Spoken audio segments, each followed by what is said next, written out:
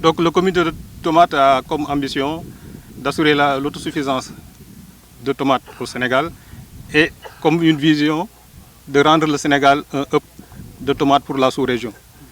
Maintenant, dans cette démarche, on s'est rendu compte que ce qui bloque aujourd'hui, c'est le rendement.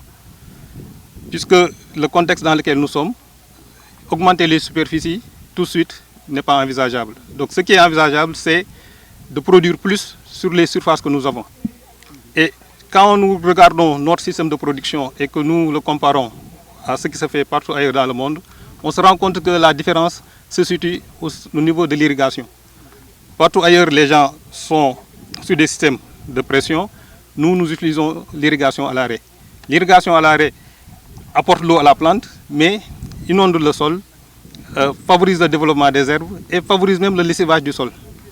Donc ce qui serait mieux aujourd'hui, c'est d'aller vers ces systèmes de micro-irrigation où on emporte l'eau nécessaire à la plante, on évite d'alimenter les mauvaises herbes qu'il faut ensuite enlever, soit par de l'herbicide ou par du désherbage, et la plante se développe mieux.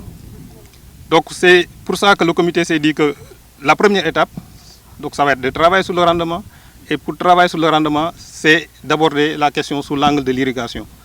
Donc le comité a eu à faire 4 sites d'essai, ensuite de trier parmi ces 4 sites d'essai celui qui a le mieux marché, pour construire sur ces réussites-là et élargir et atteindre le maximum de surface.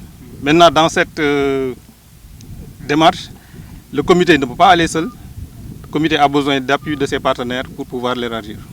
Tout à fait. Et le goutte à goutte a aussi cet avantage d'être ouvert sur le numérique, d'avoir une autre approche de la culture de la tomate. Donc c'est pratiquement tout avantage. Ce qui est lourd aujourd'hui, c'est peut-être l'investissement.